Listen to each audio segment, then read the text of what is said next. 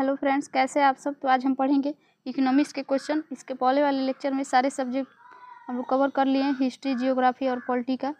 Science भी cover हो गया। तो अगर आप वो लेक्चर नहीं देखे हैं तो एक बार जरूर जाके देखिए प्लेलिस्ट में। और आज का पहला क्वेश्चन है कि केंद्रीय बजट 2021 के अनुसार राजकोषीय घाटा है 2021-22 में, उसका सकल घरेलू उत्पाद का कितना % आकलन किया गया था। तो 6.8% किया गया था। इसका आंसर ऑप्शन डी हो जाएगा। अगला क्वेश्चन दिया है कि जो प्रभावी राजकोषीय घाटा है केंद्रीय बजट में पेश किया गया था, तो कब किया गया था। 2011 से लेकर 12 के बीच में। इसका आंसर ऑप्शन बी हो जाएगा। अगला क्वेश्चन है कि जो संशोधित मूल्य होता है वर्धित कर का संबंध किससे है। तो संशोधित मूल्य वर्धित कर का संबंध उत्पाद कर से है। इसका आंसर ऑप्शन डी हो जाएगा। क्वेश्चन दिया है कि भारत में जो सेवा कर होता है जीएसटी, वह किस वर्ष प्रारंभ किया गया था। तो सेवा कर 1994 से 95 के बीच में प्रारंभ किया गया था भारत में। यह एक किस प्रकार का कर है। तो अप्रत्यक्ष कर है। इसे किस समिति द्वारा प्रस्तुत किया गया था। तो चेलैया समिति के द्वारा प्रस्तुत किया गया था 1994 से 95 अधिनियम के द्वारा। और यह लागू कब हुआ था। तो 1994 में लागू किया गया था। वह किस सूची का विषय है। तो संघ सूची का विषय है। केंद्र सरकार इस पर कानून बनाती है। और 2003 में 88वें संशोधन के द्वारा जो आर्टिकल 268 ए है, उसके अनुसार यह संविधान में शामिल किया गया था। और वर्तमान में यह जीएसटी में स्तंभ क को स्तंभ ख से मैच करिए या मिलान करिए तो देखिएगा राष्ट्रीय कृषि नीति है, तो ये 2000 में आया था। और उसके बाद से समुद्री मत्स्य नीति तो 2000 में, और नवीन विदेशी व्यापार नीति तो व्यापार नीति 2014 में, और 7वां वित्त आयोग तो 1978 में। तो इसका ऑप्शन क्या हो जाएगा। ऑप्शन होगा 3, 1, 4, 2 होगा। किस ऑप्शन में दिया है देखिएगा, ऑप्शन डी में दिया है 3, 1, 4, 2। इसका आंसर ऑप्शन डी हो जाएगा। एक बार और इसको रिवीजन कर लीजिए कि राष्ट्रीय कृषि नीति कब आया था। तो 2000 में, और समुद्री मत्स्य नीति तो 2004 में, नवीन विदेशी व्यापार नीति 2014 में, 7वां वित्तीय आयोग तो 1978। इसको कुट ख से मैच कराना है तो देखिएगा ओपन जनरल लाइसेंस है, तो इसका संबंध हो जाएगा विदेशी व्यापार से। और जो ट्राइस्म है इसका संबंध होगा रोजगार से।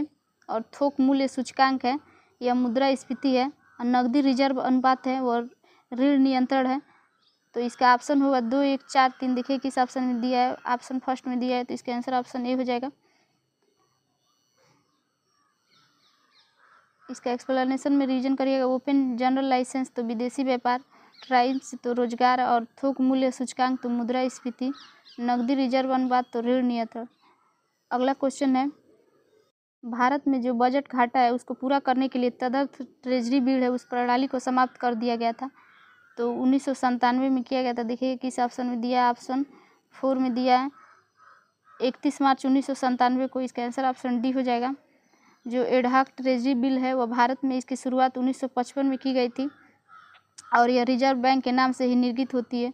और सरकार के अत्यंत अस्थायी फंड संबंधी आवश्यकता की पूर्ति के लिए निर्गत की जाती है। और इसका प्रत्यक्ष और तत्काल मौद्रीकरण हो जाता है, क्योंकि इसके निर्गत होने में रिजर्व बैंक की संपत्ति बढ़ जाती है और अनुषंगी में मुद्रा दायित्व में वृद्धि होती है। जो एडहॉक ट्रेजरी बिल्स है उसका निर्गमन होता है 31 मार्च 1997 से बंद कर दिया गया। इसके स्थान पर जो अर्थोपाय अग्रिम योजना लागू कर दी गई। भारत में जो मध्य अर्ध शतक है उसमें अपनाए गए महालनोबिस प्लान मॉडल है, उसका क्या उद्देश्य था। तो उसका उद्देश्य था भारी उद्योगों की स्थापना करना जो पूंजी में संगत थे। इसका आंसर ऑप्शन बी हो जाएगा। इसका एक्सप्लेनेशन है कि यह द्वितीय पंचवर्षीय योजना में यह मॉडल प्रस्तुत किया गया था। कब हुआ था द्वितीय पंचवर्षीय योजना। तो 1956 से 61 के बीच में। और पहली पंचवर्षीय योजना कब शुरू की गई थी। तो 1951 में शुरू की गई थी, 1951 से लेकर 56 तक। और दूसरा 1956 से 61 के बीच में। पीसी जो महालनोबिस मॉडल है यह इस पर आधारित है। और इसमें सम्मिलित क्षेत्र कौन कौन से। पूंजीगत वस्तु क्षेत्र, फैक्ट्री उत्पादित उपभोग क्षेत्र, लघु इकाई उत्पादन, घरेलू उद्योग क्षेत्र। इस योजना में आधारभूत तथा भारी उद्योगों पर विशेष बल के साथ देश के त्रिविधीकरण को प्रमुख लक्ष्य माना गया था। अगला क्वेश्चन दिया है संविधान के जो आर्टिकल 113 है उसके अनुसार वार्षिक जो बजट होता है उसमें कितनी अनुदान की मांगे संसद में पेश की गई थी। तो 103 पेश की गई थी। इस ऑप्शन में नहीं दिया है, देखिएगा 103 नहीं 102 था। भारतीय संविधान के जो आर्टिकल 113 है इसके अनुसार अनुदान की मांगे 102 है 2023-24 के अनुसार। और भारत की संचित निधि पर भारित व्यय के अतिरिक्त होने वाले व्यय की मांग को लोकसभा में स्वीकृत करने के लिए प्रस्तुत किया जाता है और इसे ही अनुदान की मांग कहा जाता है। अगला क्वेश्चन है कि योजना आयोग क्या है। तो योजना आयोग एक परामर्शदात्री संस्था है, ये है। तो इसका आंसर ऑप्शन सी हो जाएगा। इसका एक्सप्लेनेशन है कि भारत में योजना आयोग के संबंध में कोई संवैधानिक प्रावधान नहीं। योजना आयोग की स्थापना केंद्रीय मंत्रिमंडल के एक प्रस्ताव के द्वारा किया गया था, जो मंत्रिमंडल द्वारा 15 मार्च 1950 को पारित किया गया था। योजना आयोग एक गैर संवैधानिक सलाहकार परामर्शदात्री निकाय है। वर्तमान में 1 जनवरी 2015 को योजना आयोग के नाम पर एक नया आयोग कौन सा आया था, तो नीति आयोग आया था। 1 जनवरी 2015 को नीति आयोग आया था। और पूछेगा कि योजना आयोग कब आया था, तो 15 मार्च 1950 को। दोनों को याद कर लीजिएगा। भारत का जो योजना आयोग है एक सलाहकार बोर्ड है। इसका आंसर ऑप्शन बी हो जाएगा। अगला क्वेश्चन दिया है कि योजना आयोग का स्वरूप क्या है। तो योजना आयोग का स्वरूप परामर्शदात्री संस्था है। इसका आंसर ऑप्शन बी हो जाएगा। योजना आयोग का गठन कब हुआ था, तो योजना आयोग का गठन 1950 ईस्वी में हुआ था। इसका आंसर ऑप्शन बी हो जाएगा। अगला क्वेश्चन है कि योजना आयोग एक है तो गैर संवैधानिक निकाय है। इसका आंसर ऑप्शन सी हो जाएगा। आगे क्वेश्चन देखिएगा कि भारत में योजना आयोग की स्थापना कब हुई थी, तो 1950 ईस्वी में हुई थी। इसका आंसर ऑप्शन ए हो जाएगा। केंद्रीय मंत्रिमंडल के प्रस्ताव पर 15 मार्च 1950 को एक संविदात्तर जो परामर्शदात्री निकाय है उसके अनुसार की गई थी। भारत के प्रधानमंत्री योजना आयोग के पदेन अध्यक्ष होते हैं। 1 जनवरी 2015 से योजना आयोग को समाप्त कर उसके स्थान पर 1 जनवरी 2015 से नीति आयोग का गठन किया गया था। इसके उपाध्यक्ष कौन थे, तो सुमन बेरी थे। इन्होंने पूर्ववर्ती राजीव कुमार का स्थान लिया था। और नीति का क्या अर्थ होता है, तो national institute for transforming India होता है। इसके अध्यक्ष कौन है, तो प्रधानमंत्री होते हैं नीति आयोग के अध्यक्ष। अगला क्वेश्चन देखिएगा कि भारत का जो योजना आयोग है उसके पदेन अध्यक्ष कौन होता है, तो पीएम होते हैं। इसका आंसर ऑप्शन बी हो जाएगा, प्रधानमंत्री।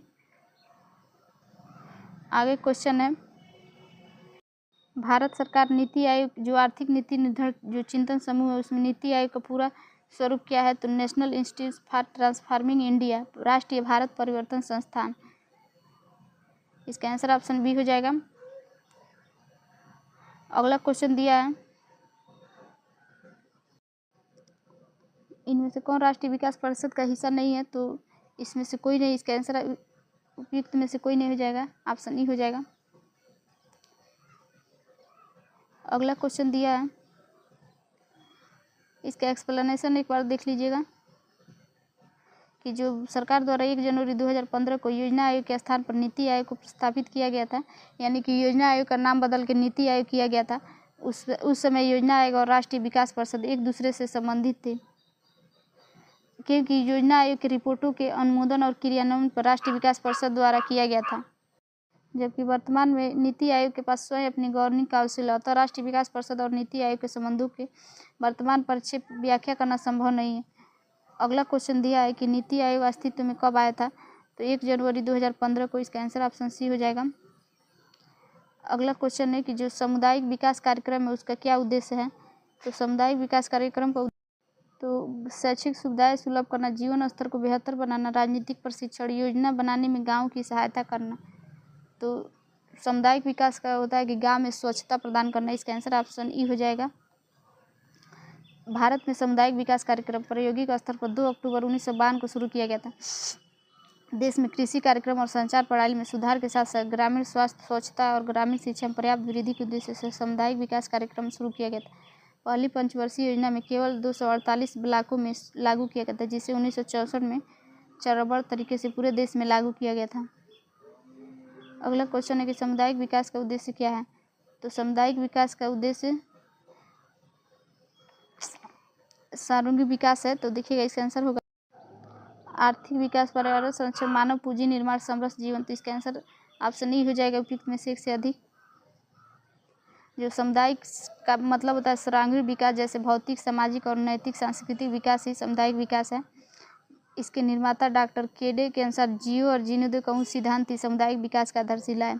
कृषि, पशुपालन, सिंचाई, सहकारिता, शिक्षा, स्वास्थ्य, सामाजिक उत्पादन, ग्रामोद्योग, पंचशीला और जीवन के मूलभूत तत्व सम्मिलित हैं। संयुक्त राष्ट्र संघ के अनुसार सामुदायिक विकास वे प्रक्रियाएं हैं जिन्हें आर्थिक, सामाजिक और सांस्कृतिक दशाओं को सुधारने हेतु राष्ट्र के जीवन में इन समुदायों को सम्मिलित करने और राष्ट्रीय प्रगति के योगदान हेतु इसको समर्थ बनाने में व्यक्तियों के प्रयत्नों का सरकारी अधिकारियों के प्रतिनिधियों से समन्वय हो जाता है।